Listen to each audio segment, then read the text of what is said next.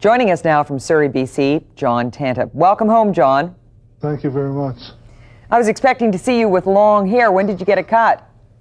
I got that cut, I guess, the day after I announced I was finished with sumo. You didn't waste any time. Well, it was too long. I didn't like messing with it every day. Unless it's up in the top knot, it's hard to handle. What was it about the lifestyle of the sumo wrestler that you said, I've had enough, I don't want to take this anymore?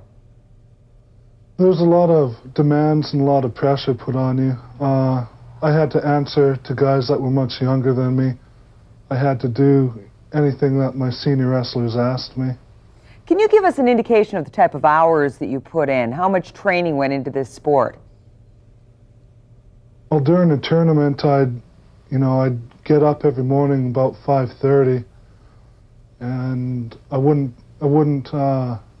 we'd have practice, and then we'd have lunch, and then if I had a match, I'd have to go to the stadium, look after a senior wrestler, then come back, make sure, look after him while he ate.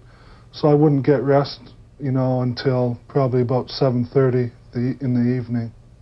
I read somewhere that you were a little tired about having sand pushed up your nose and into your mouth. Well, I didn't really get too much of that.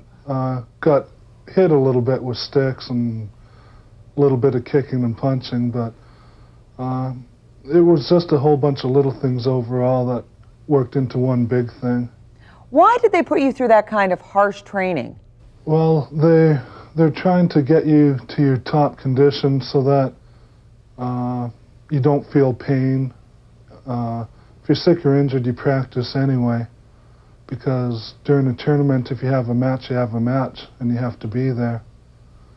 So they're just trying to get you mentally tough and physically tough.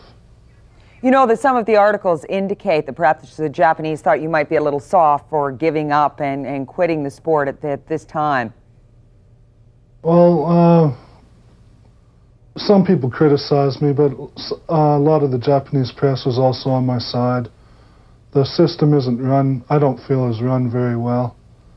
A lot of other people feel it's not run well.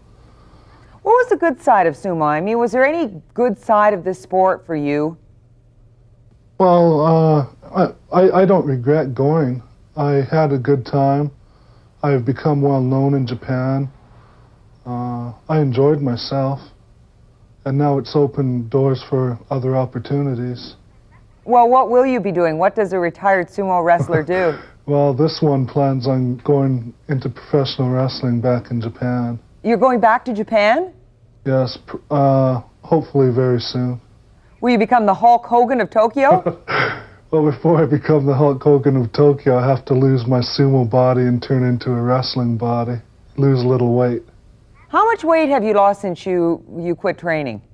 Well, I've lost 60 pounds since I went over to Japan. How much weight will you have to lose to get back into the type of wrestling that you want to do when you get back to Japan?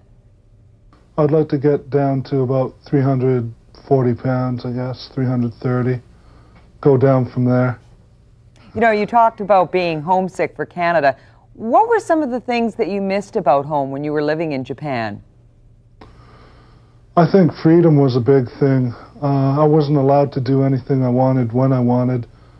Sumo wrestlers are always in the public eye, so you have to be very careful of scandals and things like that. What was the first thing that you had when you got back to Canada that you hadn't had in a long time? I guess the first thing I had was my mother's roast beef dinner, I guess. And did it hit the spot? Yeah, I enjoyed it. Well, welcome back once again. And how long will it be before you leave for Japan? I may be leaving as early as the 21st. Okay, thanks for being with us. Thank you. Bye-bye. Bye now.